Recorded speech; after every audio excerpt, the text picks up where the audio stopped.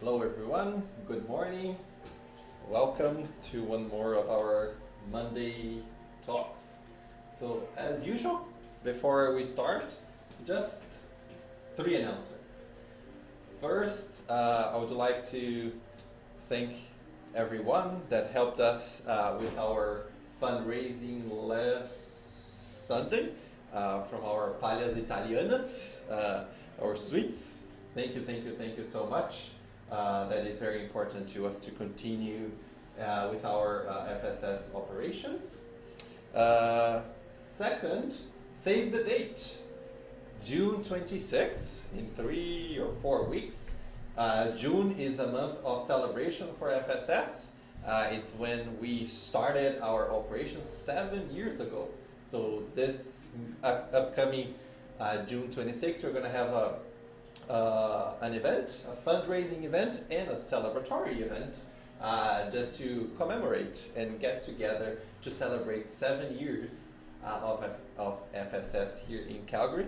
Stay tuned, we will communicate some more information, details, time, and so on.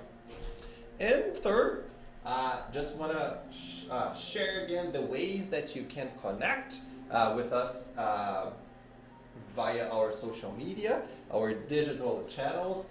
So please visit our Facebook channel. We have our YouTube channel where you can watch all the talks and the studies. And also we have our Instagram account where you can keep yourself up to date into what we will be talking about or any event that we will be hosting in the future. Awesome. So I will start with our initial text, which is from Living Spring. That's from our dear Chico Xavier by the Spirit Emmanuel. And the text is number 5. It is entitled, Can You Go? And the passage from Jesus is, Come unto me. That is Jesus in Matthew chapter 11, versicle 28. Believers hearken to the Master's call, heeding his blessed consolations. The spiritual instructors repeat it in order to communicate vibrations of spiritual comfort to their listeners. Everyone listens to the words of Christ, who invites the troubled mind and the tormented heart to seek his refreshing embrace. However, it is easy to hear and repeat the Lord's "Come unto me." How difficult the go to him is. Here, the Master's words are poured out like a vitalizing balm, but the bones of immediate gratification are just too strong. There, the divine invitation is heard, aims, promise of renewal for the redemptive journey. But the prison of discouragement isolates the spirit behind its unwieldy bars. Wonder, the call of the Most High soothes the sorrows of the disillusioned soul, but breaking free from obstacles comprised of people and things, situations, and seemingly pressing private interests is almost impossible. Jesus, our Savior, opens his loving, compassionate arms to us. A life focused on him becomes enriched with imperishable values, and in the shade of his heavenly teachings, we press onward through sanctifying toil towards our universal homeland. All believers may hear his consolation appeal, but very few show themselves to be valuers enough in the faith to go in search of his company. In short, it is very pleasant to hear the "Come unto me." However, Can you truthfully say that you can go?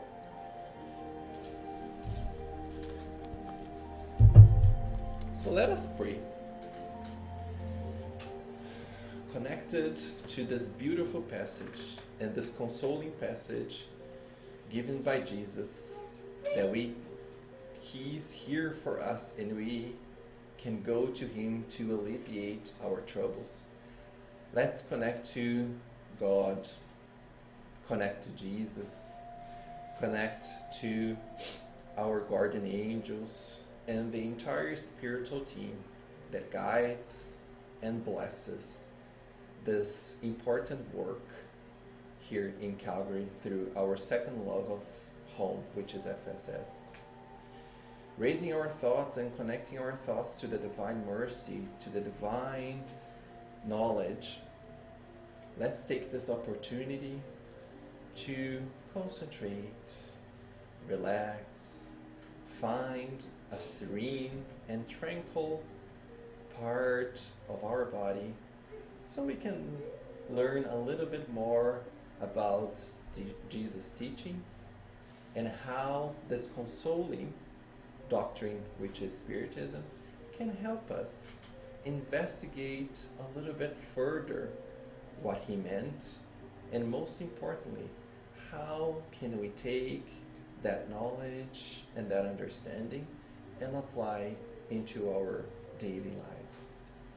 Let's pray and ask that the spiritual team and our guardian angels bless again one more of our talk, of our activity, and ask that this morning be enlightened and be fruitful for every one of us, that we can leave here with a little bit of more information and knowledge, and we can leave here a little bit lighter and encouraged that we are on the right path of our moral evolution.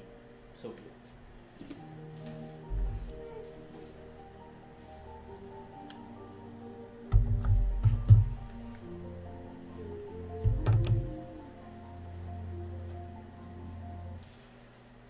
All right. So today we are gonna investigate a little bit further this question.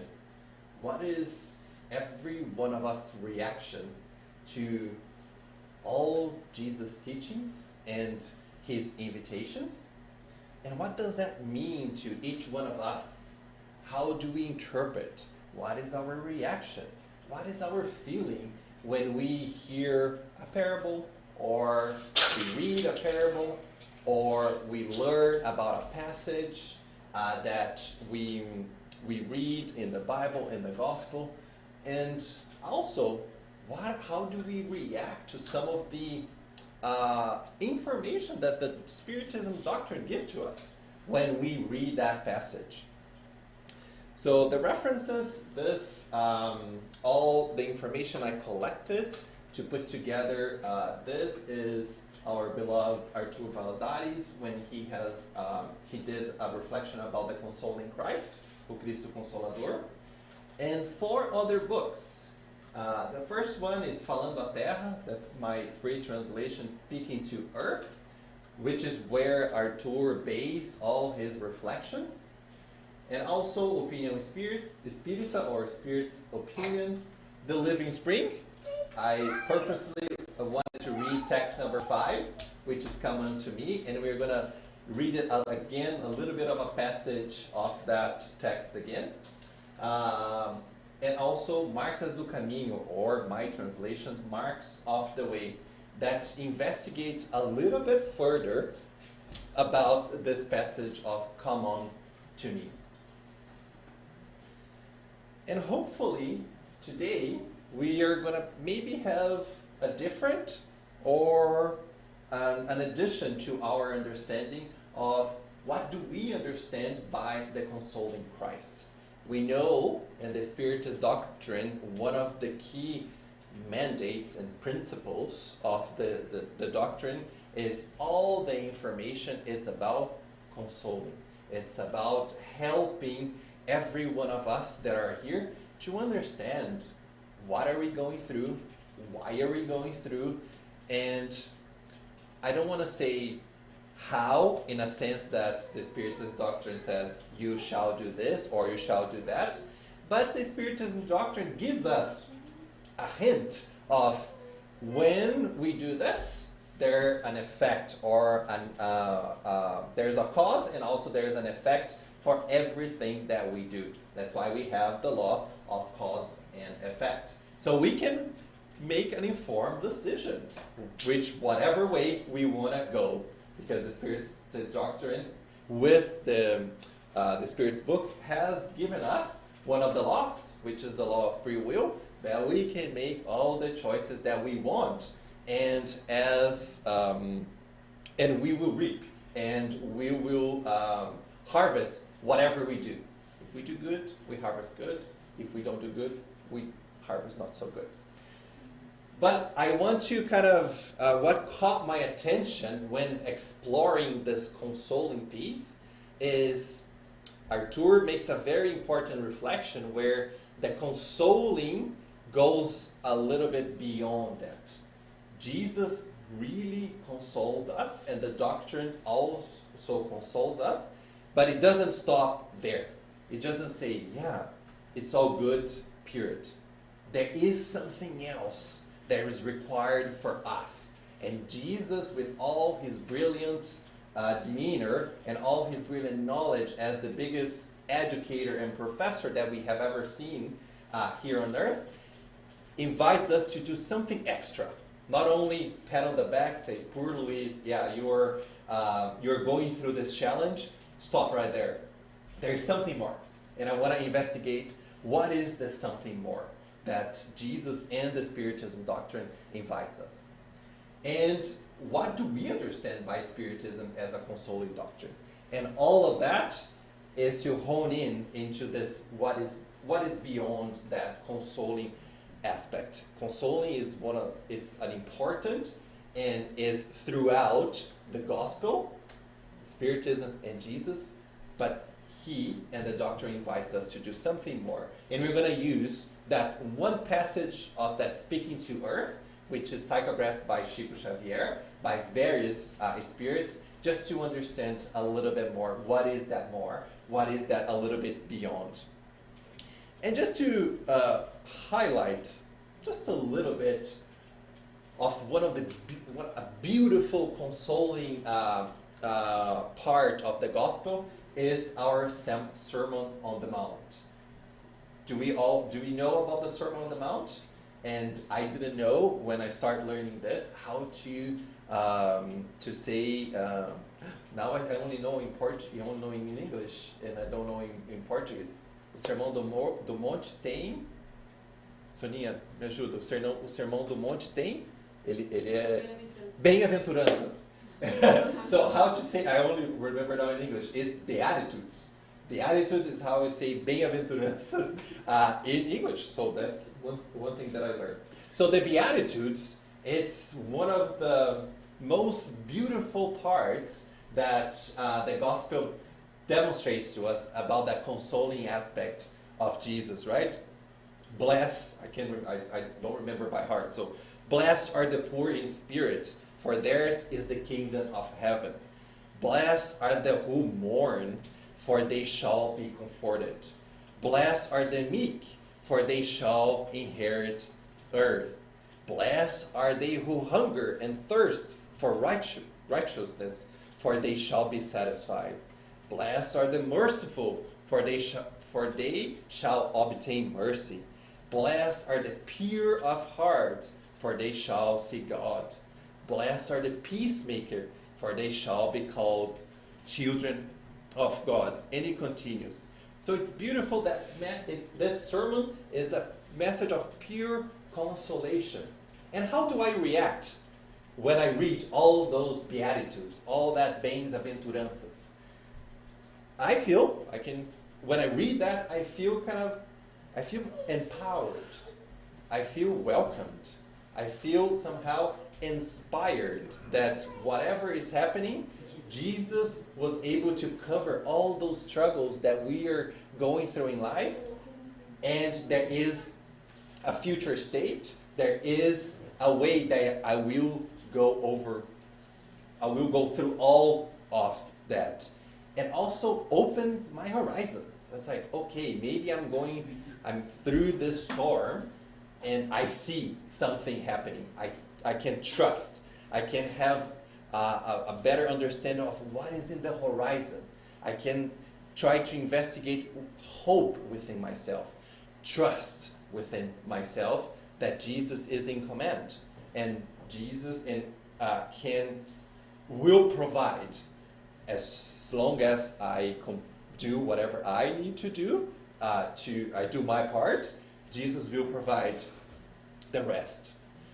But when Arthur was doing his reflections and also talking about the Sermon on the Mount, and also they came across to this.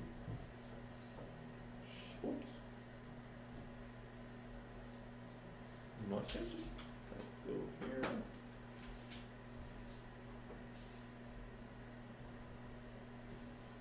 Disconnected. Just give me a second, please.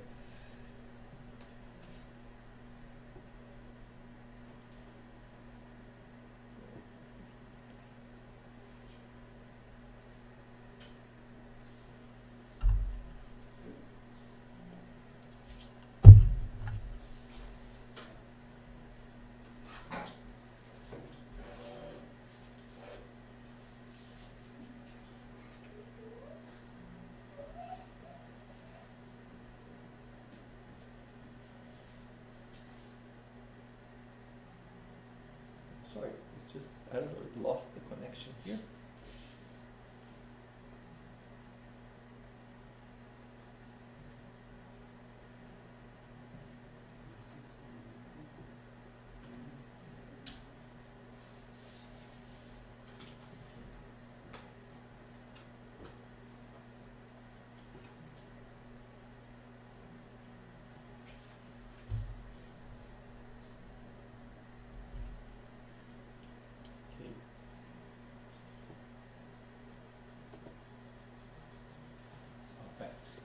So as they were studying about the Sermon on the Mount, the group that Arthur works in Brazil with the Spirit Center, they came across, they stumbled against this book, which is called Falando a Terra, or Speaking to Earth, and they came across this sentence: the word of Christ in the Sermon on the Mount contains more challenge than comfort. And then they said, oh, how come? Because that Sermon on the Mount is such a consoling and very hopeful, inspiring, and trust. How is that challenging and consoling at the same time? So that's kind of how they started investigating and understanding. How come more challenge? How do you think? Maybe I'll invite to some live reflections. What do you understand by challenge, or how do you think the Sermon on the Mount, for example, can be comforting and at the same time challenge for us?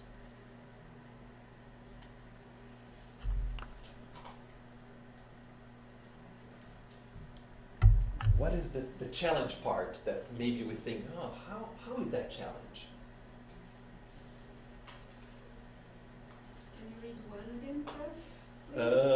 Yes, so let's read. So blessed are they who mourn, for they shall be comforted. Blessed are the meek, for they shall inherit the earth. Blessed are the poor of spirit, for theirs is the kingdom of heaven.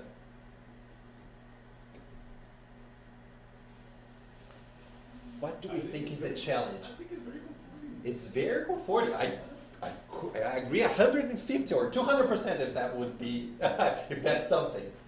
Okay, so the Sermon on the Mount, at the same time, it is consoling.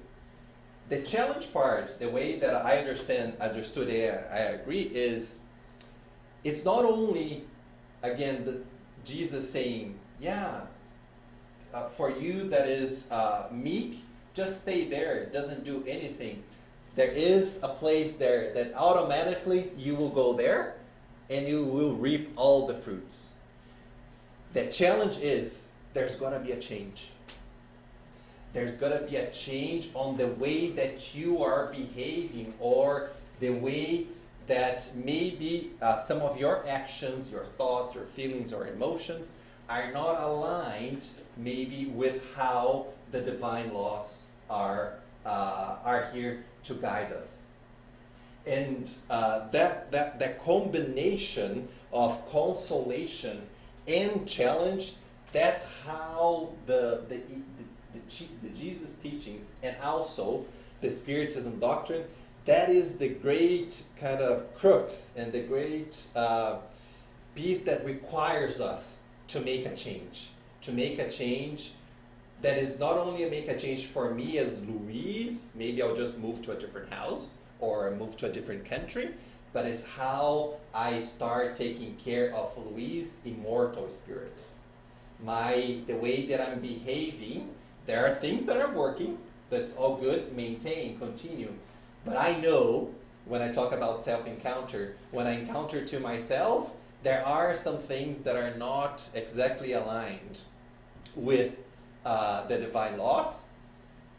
There are some pieces in me that are still my ego is kind of in front of me, and I'm giving my ego that's not bad.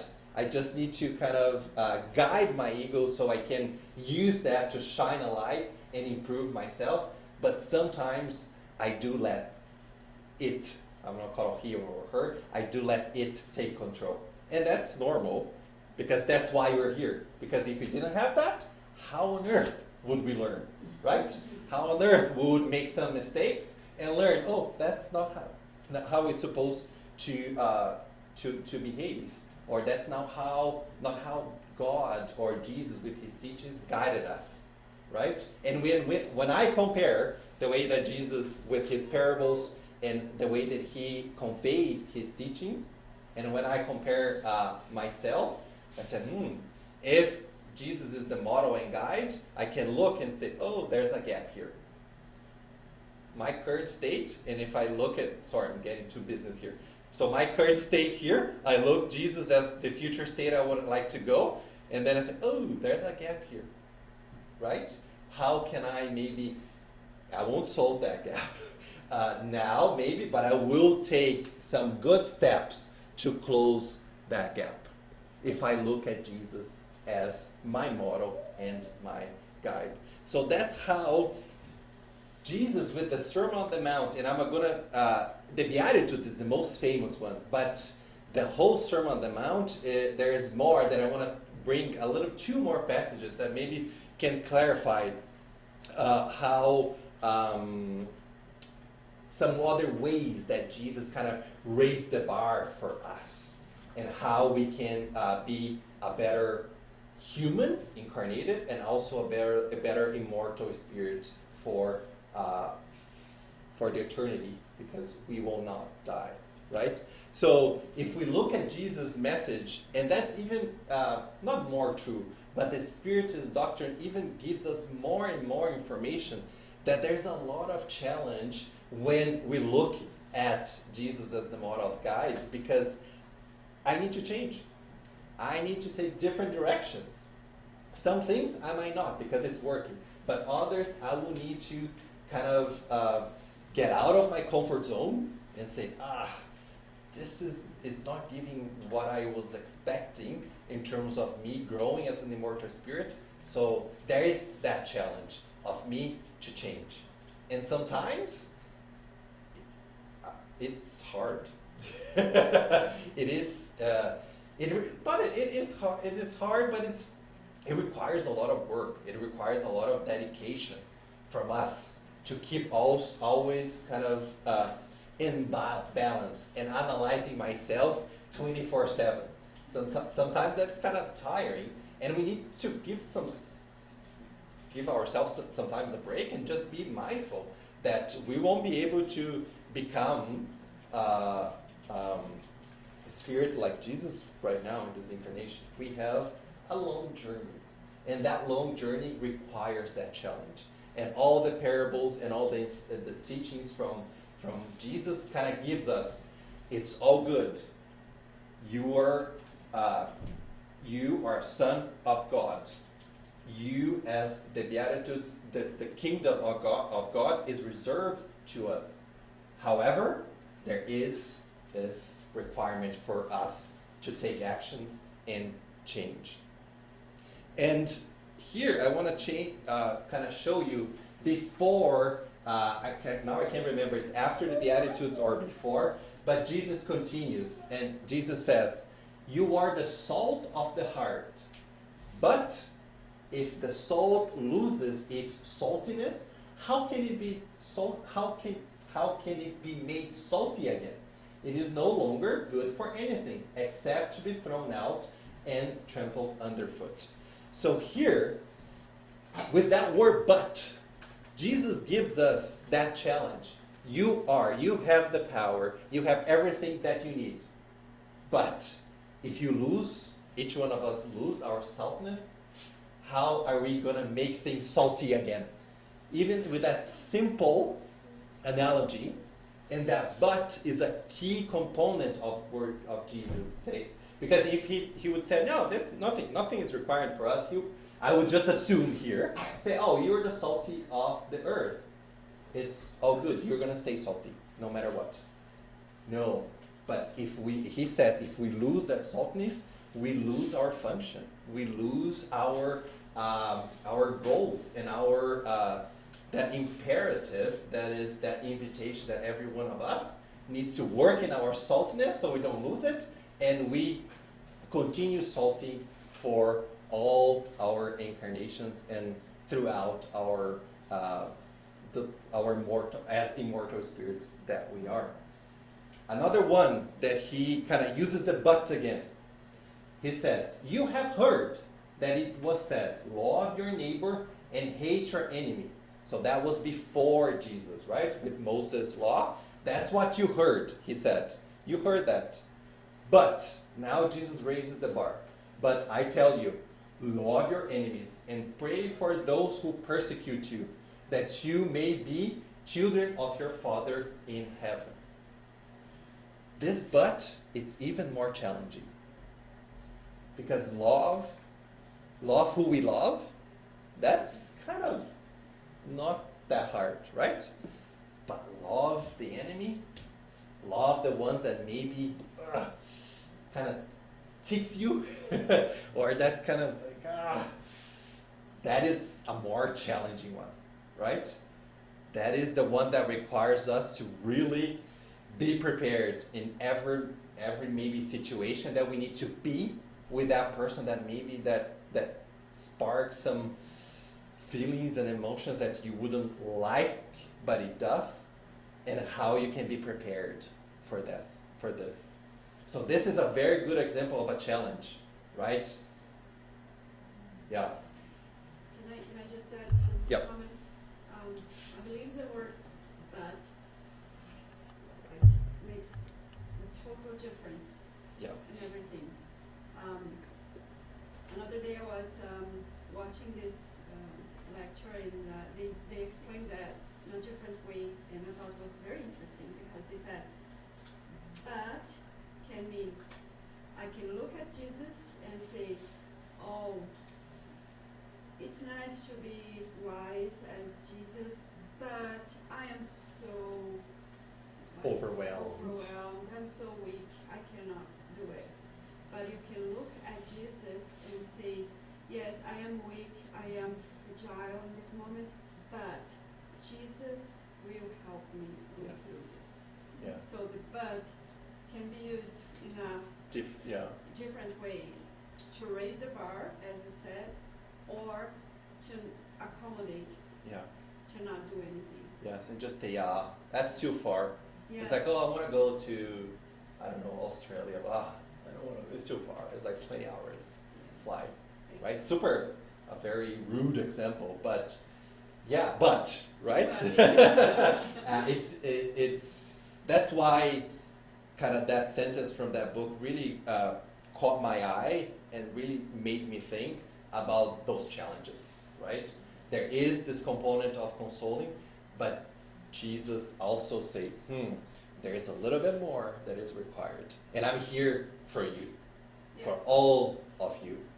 But thank you, so that's a good, another understanding of sometimes the but makes us just stay in our comfort zone. It's like, yeah, that's too far, that's too much.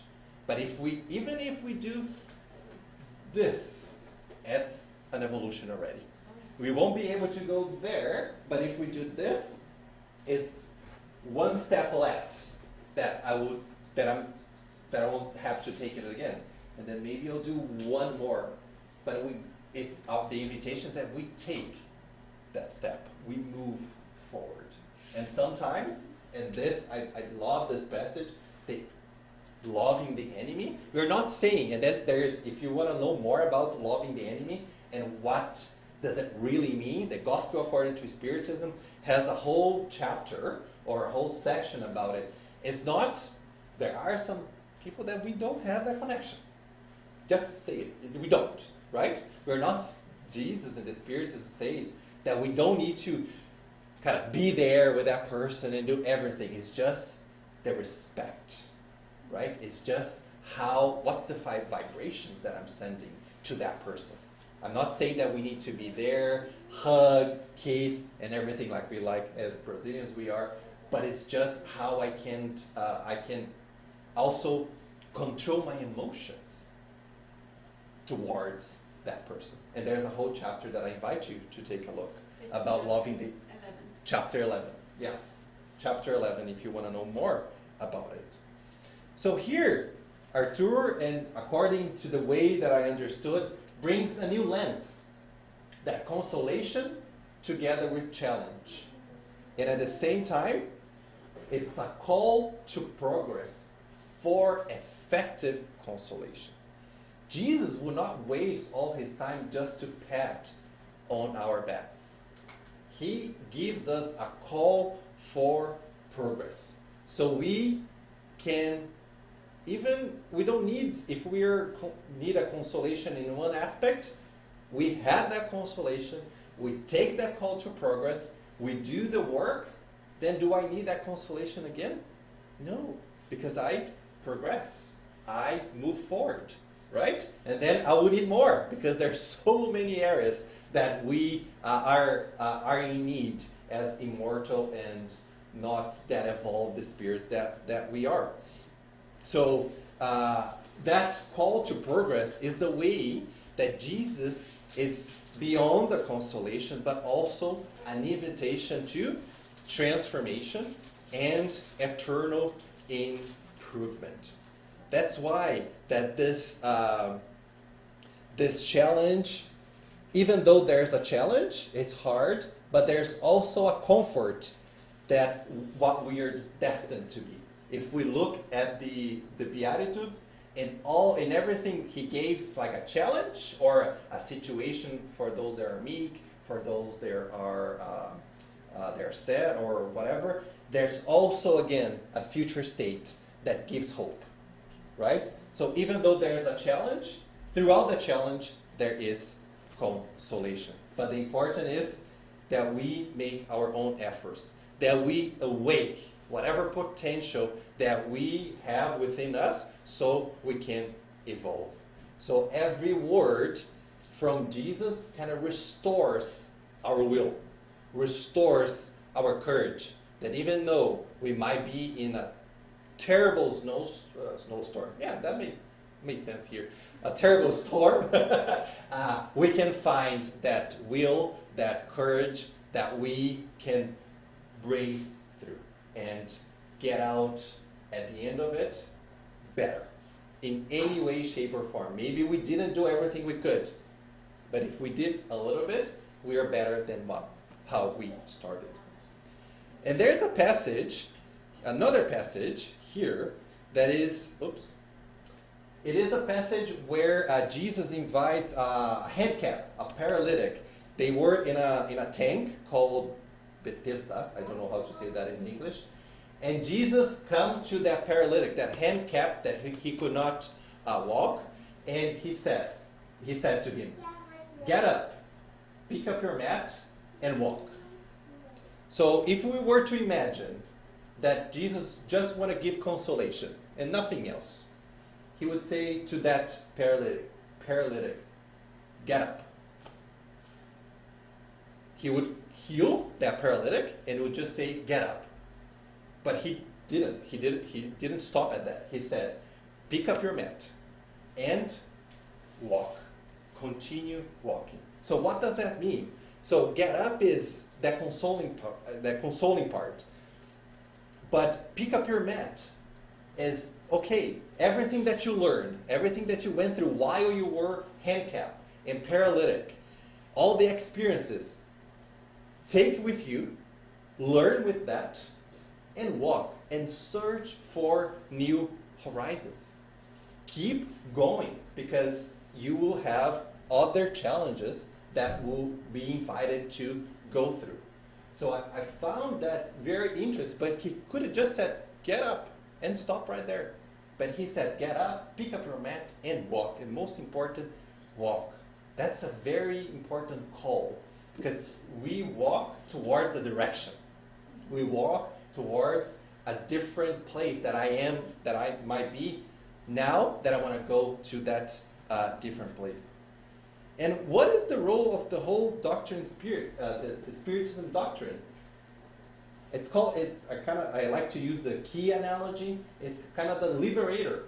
Sometimes those parables, most of them, they're a challenge just to understand with the words that Jesus used at that time. So what does that all mean to us? So now we're so blessed to have this doctrine that can shine the light and really helps us understand, what do I take from that? What Jesus meant?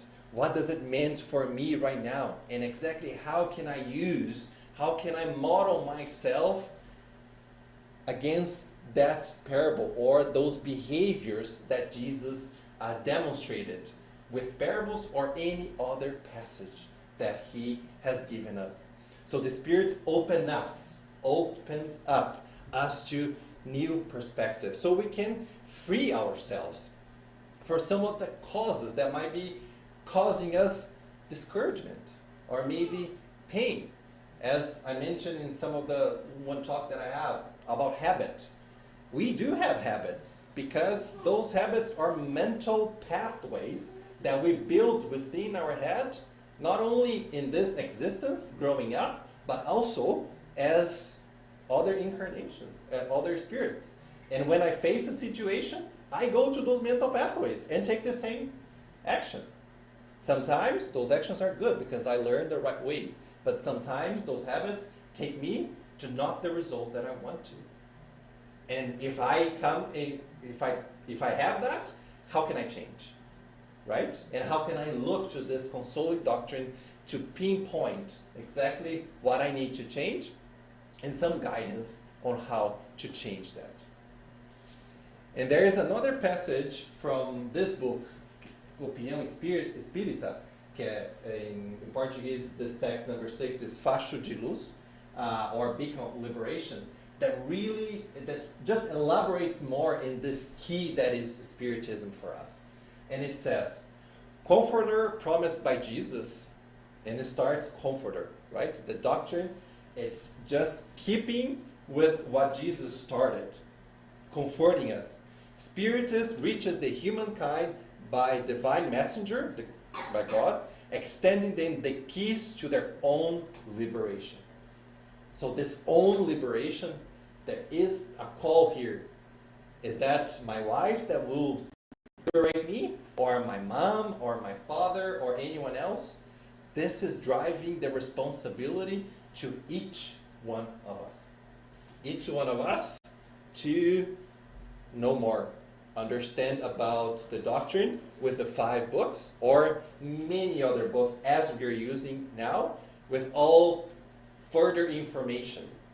If you ever have a chance to read André Luis, my God, it's like going to college again, because there's so many information and knowledge there that kind of explains, oh, this happens because of this. And André Luis kind of puts that researcher, that experimental mindset, and guides us. Okay, when we have the situation in the family, That's all the causes that happened. And he reveals us even laws that we didn't know that existed. Right? So that's the challenge again, and the invitation for all of us to take that, get up, pick up my mat, pick up all the knowledge, the books, and everything that is at our disposal, and continue walking in our life. And that book continues. Spiritism is the liberating being, El Fascio, which unites the chains of anguish, demolishes the walls of separation, eliminates the enclosures of pessimism, and abolishes captivity, ignorance. So look at this challenge, consoling and challenge to identify in each one of us what is causing us discomfort, what is causing us anguish, right? And kind of towards the end of this, it says, Spiritism to the credit and prestige of Christ, delivered to our in-depth conscience, it is a natural that the accountability and results that relate it is a responsibility in our hands. So this is, I would go even here in English, there's kind of this difference between responsibility and accountability. And maybe I would even change. It is an accountability. We are accountable for ourselves to make the best use of the doctrine, starting within us. And as we evolve, we transboard and we help the others that are around us. So that effort to free us for whatever habit or whatever thing that is not making us feel good is in our hands. There's another reflection here that really is like, a carapuça serviu, or the hat. Really, I really wore the hat when Arthur was talking about. Is I can only speak for myself, but there are some instances in my life that I keep committing the same mistakes. It's like, okay, I didn't want to have that feeling or did that action, but I did. And then I did once, and then I did twice, and then I did 3, 4, and sometimes I continue doing. So we will have as many opportunities and chances to correct whatever we're doing. But a call for me was, Luis, take a look. If you're committing the same mistakes, aren't you being a little bit stubborn? Right? Aren't you being a little bit rigid? You are taking the same actions, not feeling good after you take those actions, but you continue doing the same thing, waiting to get a different result. So I like the way that he kind of positioned that. Take a look, in all of us, what parts we are being too rigid, doing the same thing, and stubborn, trying to make our own way, say, I want to do this way, but not getting the results that I want to. So I like the way that I did some reflections of what parts of my life I'm being stubborn and doing again and again and again and again the same thing and getting the same results, wishing to get different results with the same actions. So I like the way that he made me think and made me identify some areas that I need to take a look, and the invitation for me to stop to be a little bit stubborn in those areas. And here is, again, it's not a formula, but it's just the way that I kind of understand kind of the progress of the Spirit after learning all of that. As I just mentioned, we make mistakes. And we make a lot of mistakes, right? But we will receive as many opportunities as we need, even in this life or in different lives, disincarnating, then coming back to the matter to correct the mistakes that I made. How is that possible? The way that is possible is through the divine mercy. Divine mercy gives us. Even sometimes I know I'm being stubborn, but God, in His all-loving, give me as many opportunities that I will need to correct what I did. Does God give more mercy to one and less mercy to others? Maybe more mercy to one country, less mercy to other country? No. Divine mercy is equal to any of us.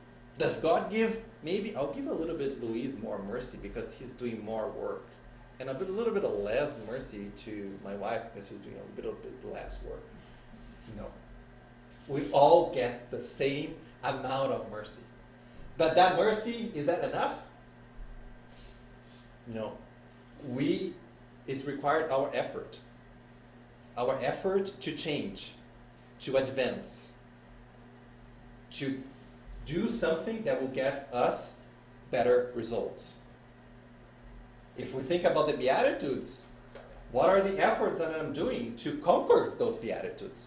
To conquer and to have the benefit of all of that Jesus is promising us, right? So mercy plus effort equals to progress and spiritual evolution. This is just a way that I maybe I'm being too rational, but it was one way that I was like, okay, those two components, those two factors are such a blessing, but at the same time are such a challenge for every one of us to really do the work and really achieve that spiritual evolution. And we also talk so much about happiness, right? We all look for, it's a right and a duty. A right that we have to be happy, and a duty that we take the effort to be happy. And we can do our part and enjoy what is possible of that relative happiness in this world. We don't need to wait for a different world or a different incarnation. We can enjoy that now, but it requires our effort. And also, it's okay that we make our mistakes. Take a look if you're not being stubborn, if we are not being stubborn.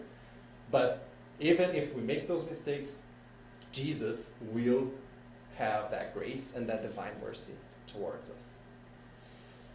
So, to kind of end, I could not talk about consoling, I could not talk about challenge without mentioning this beautiful and one of the most consoling, in my opinion, part from the gospel, when Jesus said, "Come to me, all you who are weary and burdened, and I'll give you rest." And it continues, because meu fardo é leve e meu jugo é suave. Now I cannot remember how to say that in English, because my yoke, no one knows. Yeah, my yoke is heaven, and my burden is light. Yeah, almost there. So this is a very common. It's a very common part of the gospel that we study. And even though, as I read in text number 5 of this Living Spring, and what I want to kind of bring again to us is, everyone listens to this word of Christ, who invites the troubled mind and the tormented heart to seek His refreshing embrace. You really, guys, okay, I can go to Jesus. However, if it is easy to hear and repeat the Lord's coming to me, how challenged the going to Him is. Because again, the paralytic, he woke up, and all of us need to walk towards Jesus. Jesus has always been and will always be next to us. We are the ones that decide to be a little bit further, and then He calls again. As we are a little bit further, there is a pathway. There is a way, a route, a road that we are invited to go towards Him. And that text continues. All believers may hear His consoling appeal, but very few shows themselves to be valorous enough in the faith to go in search of His company. In short, it is very pleasant to hear the "come unto me." However, can you truthfully say that you can go? That's a deep question of reflection to all of us. And all of us will have different answers. And all of us will have different answers at different stages of our own lives. Sometimes we are on a, to be used material examples, on a Tesla, speeding through, going faster towards Jesus. Sometimes we are in our Beetle, in nosso Fusquinha, taking a little bit slower. And that's all good. Every one of us have their own pace, right? Their own time, their own awakening. The importance is to keep going. And the invitation to get out of our comfort zone. And if I would give advice, not advice, but a tip, if you're like, oh, today I woke up, I want to get out of my comfort zone. Today is the day. Spirit's book. There are some questions there that really shakes you in a good way. Really kind of puts you to think. It's like, I was expecting a total different answer. And that really is like, oh, okay, that's a new perspective for me. And at the same time, it's like, oh, this is so good. It's so good that this is going to happen. That's so good that I understand now what I'm destined for. At the same time, challenge and comforting. It goes hand in hand with Jesus and the Spiritism doctrine. And I'd like to read a text to end that is from Marcas do Caminho that go a little bit further, not further, but just elaborates in using some very tangible examples about the come unto me. And the Spiritist says, do you suffer? Do not forget the come to me of the Divine Master, and seek with him the sources of consolation. However, do not forget that the Lord hopes not to bring him the challenging burden of the moral tortures for the neglected whims, in the inability to do evil, since on many occasions our pain is a simple affliction of our own rebellion against the law. Another rude example. Do we go to Jesus and says, I didn't win the lottery. Come on. I was supposed to win the lottery. And how I'm not getting? Or I'm not getting that car, I'm not getting that. We need to reflect. What are we going to Jesus for? Right? Am I asking for opportunities so I can develop my virtues? Right? Because those are the ones that stay with us. That stay with us as an immortal spirit. It won't disappear as Luis when he disincarnates. Again, as I always say, I'm not saying that material things is worthless. We shouldn't even think about it. It has its purpose. The importance is to balance that purpose. Is the material things taking the front row and I'm forgetting everything about Luis as an immortal spirit? That is a point of reflection that each one of us are invited to take. Are you thirsty? Search in Christ the source of the living spring, água, fonte viva, in the certainty, however, that the crystalline spring will extinguish your lust from comfort and longing unto gold and domination. So here is, you come to me, you drink on that living spring, but be mindful. All the things that really do not matter that much on earth will change for you. You will understand the difference, and you understand what is required for you as an immortal spirit. It's like there's someone that says dá mais valor, algumas vezes a gente dá mais valor em vencer o mundo, vencer no mundo do que vencer o mundo. So we're invited to win the world, not win in or at the world, right? Because this is a transitory place. we will get at some point, the world together will get at some point to evolve to a better stage. And most of it, and a lot of times, whatever the world is telling us, that, oh, you should do that, that is what causes us some suffering, right? And some unrest.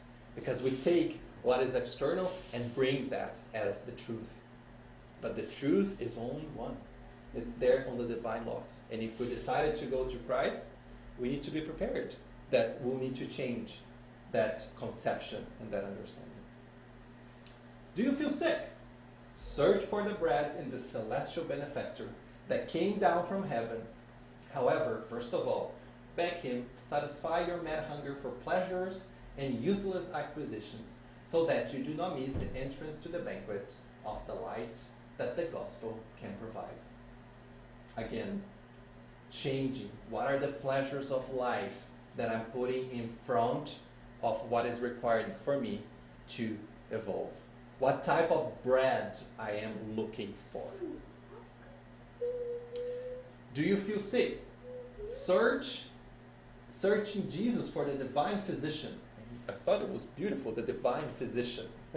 We can kind of put that analogy in all kind of the professions that we have in the Word, and Jesus being that parameter.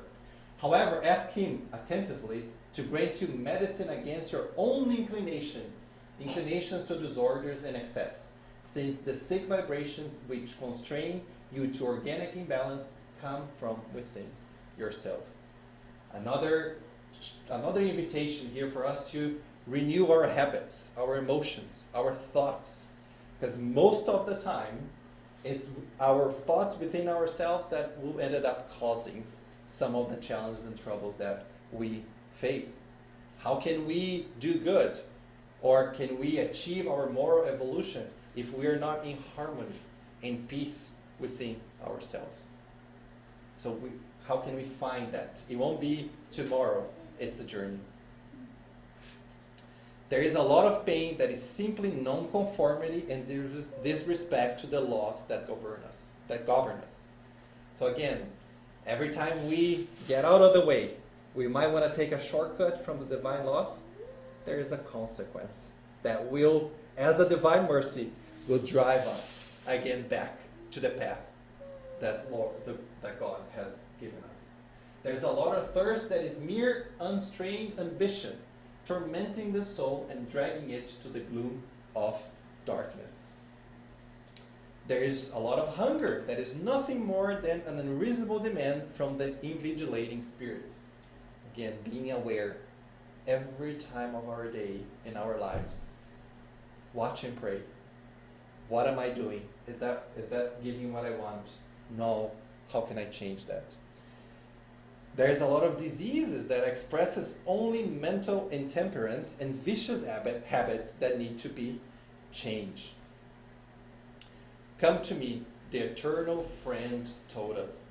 Let us therefore know how to carry out the withdrawal of ourselves. In that way, we will place ourselves to meet our divine Master and Lord. So every word of Christ contains a lot of challenge, but at the same time, a lot of comfort. A lot of comfort, and at the same time, a lot of challenge. I think there's an invitation for us to exercise our gratitude. There's so many gifts that we received every single day in this life, and opportunities to make ourselves better, that we take this evolutionary path alongside with Jesus, that is our great teacher and educator, with the gospel, with the doctrine that is here to help us navigate this storm. And who can we sometimes look as a great example? Paul. Paul was thirsty in that desert, and he reached out to Jesus, and he saw that, and the transformation before and after that episode is a great learning for us. And Paul did not recover just his sight, right? He became blind when he saw Jesus, but he did a lot of work. Once he was still blind, he entered the city, And he had another apostle that helped us. As he recovered his sight, he dedicated his entire life in doing the work to promote this consoling word. So let us take the example of Paul so we can do bits and pieces of effort that will change us and make us a better immortal spirit, starting right now on this earth. So may accept the challenges and the comfort that God and Jesus has given us. That's what I have for today. Questions? No? No questions here. Awesome. Okay, so we can go to our final prayer.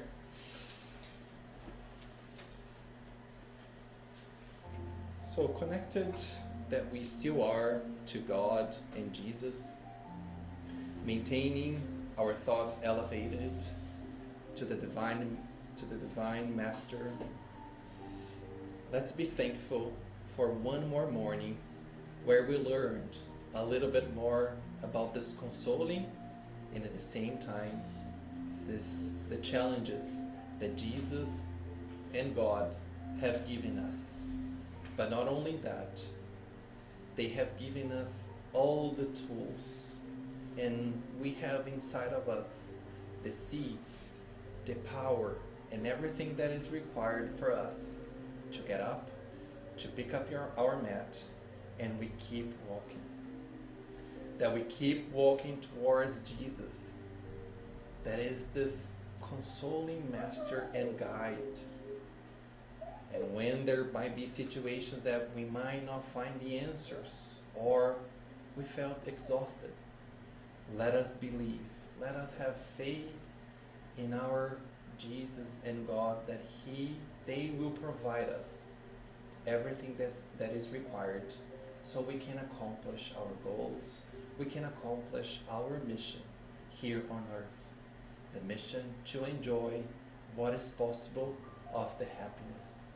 The mission that we evolve morally, not only as incarnated, but as this immortal spirit that is destined to be happy, that is destined to build the kingdom of God, each one of us.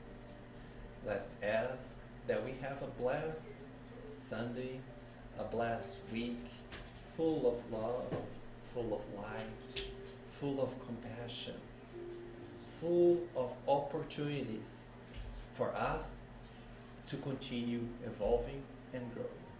So